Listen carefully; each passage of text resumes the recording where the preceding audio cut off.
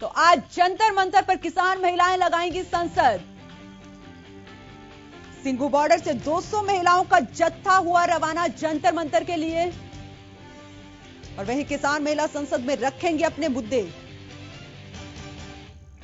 तो आज महिला किसानों की संसद का आखिरी दिन है। वहीं कृषि कानूनों की वापसी की मांग जारी है। तो लगातार किसान 22 जुलाई से जंतर मंतर पर किसान संसद चला रहे थे और आज किसान संसद का आखिरी दिन है। सिंघू बॉर्डर से 200 महिलाएं इस किसान संसद में शामिल होने के लिए जाएंगी। तो तस्वीरें हम आपको सीधे दिखा रहे हैं कि जंतर मंतर पर किसान महिलाएं लगाएंगी आज संसद और सभी महिलाएं 5 बसों में जंतर मंतर के लिए रवाना हो चुकी हैं। लगातार 8 महीने हो गए किसान लगातार कृषि कानूनों का विरोध कर रहे हैं।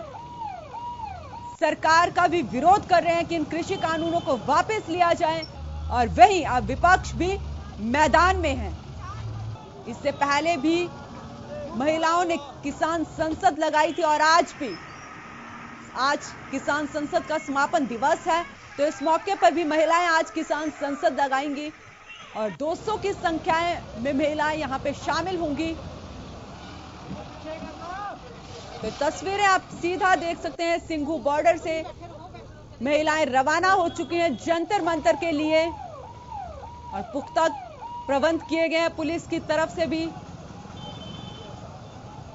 तो 40 संगठनों से ये महिलाएं शामिल हैं। हर संगठन से 5-5 महिला इस जत्थे में शामिल हैं। हमारे साथ राष्ट्रीय प्रवक्ता भाकियू के स्वामी इंदर जुड़ चुके हैं। जी स्वामी, मैं बात करूं, आज ये लास्ट दिन है किसान संसद का जंतर मंतर पर और आज महिलाएं इसकी कमान संभालेंगी। विपक्ष भी एक तरफ से किसानों के साथ आया है। क्या ऐसे में इन कृषि कानूनों का हल निकल जाएगा? देखिए, आप देख रहे लगातार इस देश के अंदर जो सबसे बड़ी दूसरी शक्ति वो महिला है जी। और कहीं ना कहीं भारत की संसदीय प्रणाली में महिलाओं को जो पिछाड़ा गया है जी, उसको भी समझा है किसानों ने। यानी कि समानता का जो अधिकार है उसके ऊपर किसान चर्चा कर रहे हैं और किसान जो है खाली अपने ही निजी अधिकारों की बात नहीं कर रहे, देश के अधिकार की बात कर रहे हैं कि इस देश के अंदर जो मजदूर है उसका भी अधिकार है। आप देखिए कितने कानून जो सरकार ने पास कर दिए हैं और जो पाइपलाइन में पड़े हैं उनका इम्पैक्ट आने वाला है। उससे पहले जो एसेंशियल कमोडिटी एक्ट है, जो कृषि कानून है, उनका जो इम्पैक्ट हमने देखा है कि महंगाई बढ़ी है, किसान की आमदनी घटी है और पूरे देश के अंदर और हरियाणा प्रदेश के अंदर किसान की लेकिन 22 जुलाई से किसान बैठे हुए हैं और इससे पहले भी महिलाओं ने कमान संभाली थी किसान संसद की, लेकिन अभी तक सरकार के कानों पर जूं तक नहीं रहेंगी।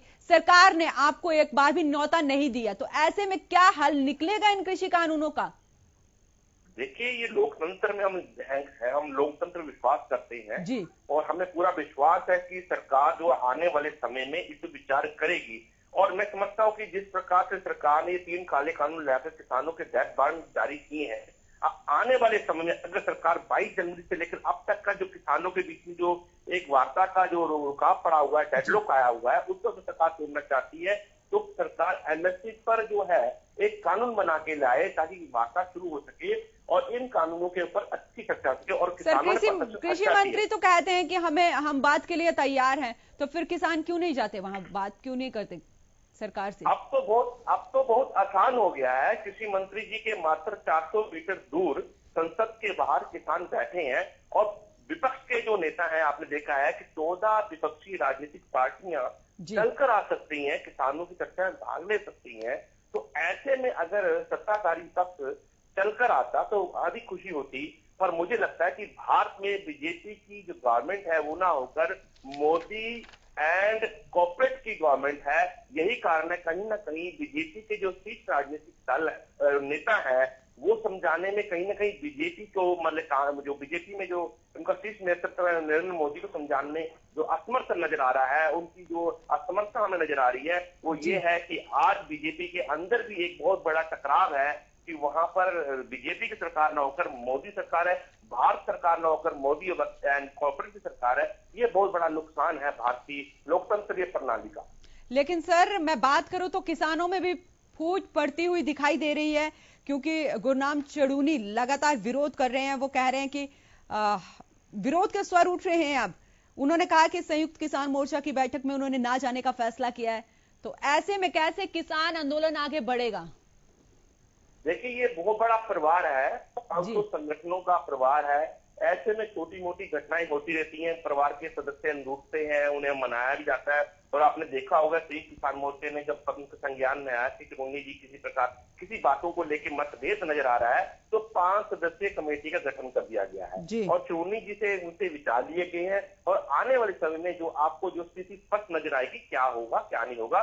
ऐसे में हमें नहीं घबराना चाहिए। इतना बड़ा आंदोलन है, 8 महीने चल रहा आंदोलन है। किसी एक व्यक्ति सर इससे पहले भी वो विरोध कर चुके हैं, और अब जब किसान संसद लगा रहे हैं, जंतर मंतर पर बैठे हुए हैं और आज किसान संसद का आखिरी दिन है, तो आज भी वो इस तरीके से विरोध कर रहे हैं कि मैं मीटिंग में शामिल नहीं होऊंगा, मैं किसान आंदोलन का समर्थन करूंगा, ठीक है मैं मोर्चा संभालूंगा, लेकिन मीटिंग में शामिल नहीं होऊंगा। तो क्या कैसे देखेंगे हम इसे, कैसे किसान इकट्ठा रहेंगे?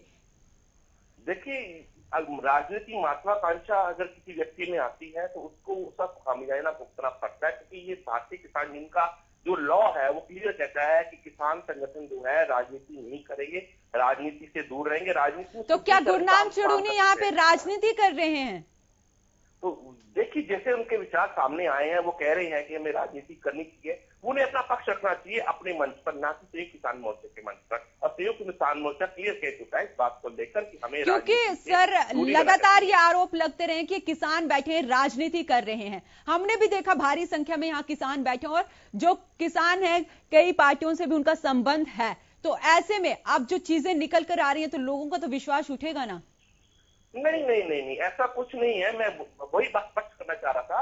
अगर कोई व्यक्ति राजनीतिक मंशा लेकर इस आंदोलन में शामिल हुआ है तो उसके आगे हमने हाथ जोड़ रखे हैं। और आपने देखा राजनीतिक पार्टी के बड़े बड़े धुरंधर आए हमारे पास, हमने उनको हाथ जोड़ के ये कहा कि आप जनता के अंदर आके शामिल हो सकते हैं, मंच राजनीतिक विचारधारा को साझा नहीं करेगा। और यही कारण है अभी तक इस आंदोलन के मौजूदा कारण ये है कि हम किसी भी राजनीति के पक्ष में नहीं है, हम सिर्फ देश के अंदर अधिकारों की लड़ाई लेकर आए हैं। सर किसान 8 महीने से बॉर्डर पर बैठे हुए, Singhu border, Ghazipur border, Tikri border पर बैठे हुए, विपक्ष तब सामने नहीं आया। आज विपक्ष भी जंतर मंतर पर किसानों के साथ प्रदर्शन में शामिल हुआ, भले ही बाहर से सपोर्ट किया, लेकिन किया। तो क्या इसमें विपक्ष अपनी राजनीति रोटियां सेक रहा है? नहीं, देखो, लोकतंत्र की एक मर्यादा है। सत्ताधारी पक्ष और विपक्षधारी पार्टी दल दोनों का पक्ष जो है, पक्ष आपने साझा होना चाहिए कि वो क्या चाहते। देश के जो मजबूती, और यही संविधान के सभा ने जो फाइनल किया था, देश का ढांचा खड़ा किया था कि देश में एक पक्ष सत्ताधारी होगा और एक पक्ष होगा, और विपक्ष की अहमियत होगी। और आपने देखा होगा कि आज बीजेपी को वो मैं पाठ पढ़ाना नहीं चाहता था, पर मैं बता देना चाहता हूँ, जब इंदिरा गांधी की सरकार थी, देश के अंदर विदेश मंत्री जो थे अटल बिहारी वाजपेयी थे, 1973 की बात है। तो ये बात ये सारी हमें समझनी चाहिए, यानी कि सत्ता और विपक्ष को समझकर काम करना चाहिए, जनता के प्रति न्याय प्रति होना चाहिए, ना कि किसी एक घराने को आप मजबूत करें। और आप देखिए कि आज देश के अंदर क्या चीज की है, देश का जो सारा धन है वो चंद पूंजीपतियों के पास सीमित रह गया। और आज देश की सबसे बड़ी बेरोजगारी दर है, देश में युवा जो है बेरोजगार हो चुके हैं, देश में किसान उत्पादन पैदा करता है, उसे वेजेस नहीं मिलते, वो जी बहुत बहुत शुक्रिया स्वामी इंदर, आपका बहुत बहुत शुक्रिया। तो वहीं आज जंतर मंतर पर किसान संसद लगाएंगे और 200 महिलाएं उस किसान संसद में शामिल होगी। आज किसान संसद का आखिरी दिन है, 22 जुलाई से किसान संसद चल रही है और सिंगू बॉर्डर से 200 महिलाओं का जत्था आज रवाना हुआ है जंतर मंतर के लिए। लगातार किसान कृषि कानूनों का विरोध कर रहे हैं, लेकिन सरकार भी अपनी जिद पर अड़ी हुई है और किसान भी अपनी जिद पर अड़े हुए हैं। तो कैसे में इन कृषि कानूनों का समाधान